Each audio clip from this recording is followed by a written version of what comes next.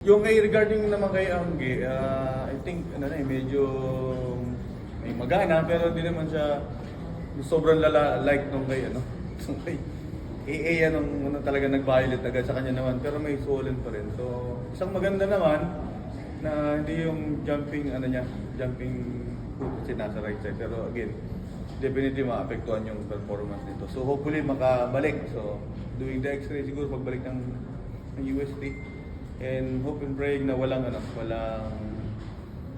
fractured or anything na seryoso. So, part ng laro may na unfortunately na nakaapak ng kasama. So medyo unusual pero andyan na. So moving forward, so kailangan lang namin mag-step up para sa isang outside hitter namin. Doon sa game naman, body language, special expression.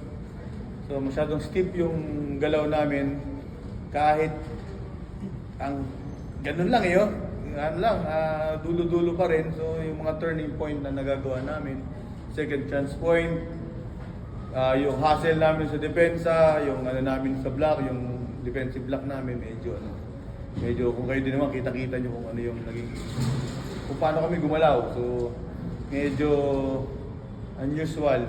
Hindi kaming coaches, hindi ito yung ina-expect namin na ilalaro nila. So, somehow siguro meron kami pang dapat i-check.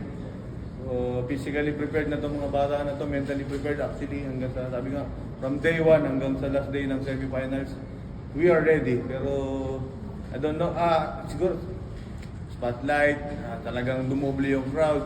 May mga outside factor, volleyball lang ang tinitingnan namin aspeto.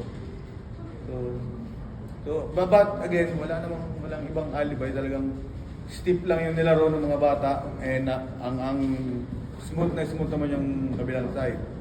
So, we try to penetrate yung depensa nila pero talagang kahit anong atake namin talagang nakukuha nila. So, ang kailangan lang namin gawin is bounce back. Andito na kami talagang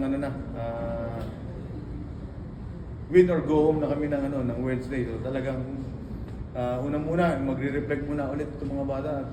Ganun din sa amin. So hopefully makabawi kami ng game 2.